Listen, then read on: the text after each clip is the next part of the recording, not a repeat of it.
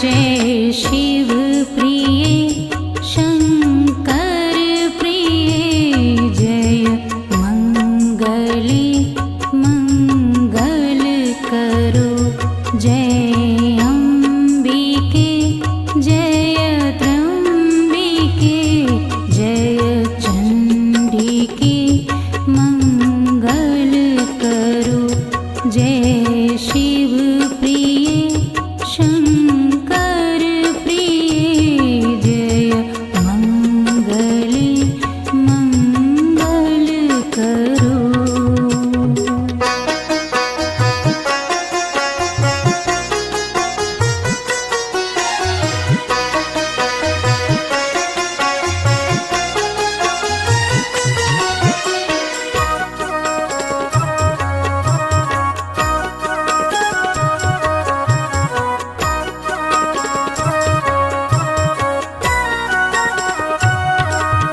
अनंत शक्ति शालिनी अमोघ अस्त्र धारिणी अनंत शक्ति शालिनी अमोघ अस्त्र धारिणी निशुंभ शुंभ मर्दिनी त्रिशूल चक्र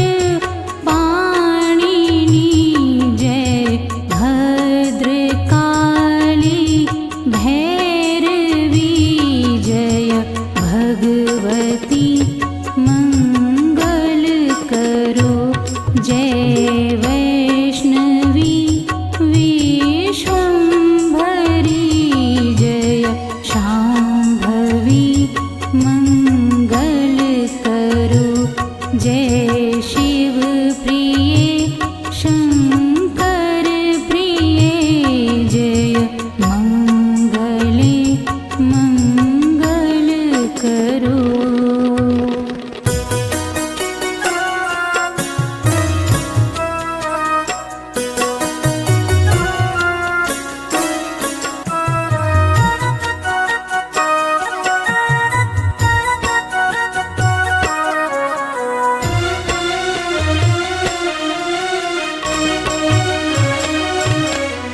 कराल मुख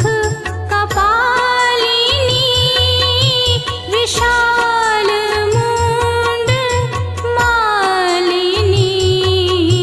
कराल मुख कपालिनी विशाल मुंड मालिनी असीम हासिनी त्रिमूर्ति सृष्टि कारिणी हे ईश्वरी परमेश्वरी सर्वेश्वरी मंगल करो कात्यायनी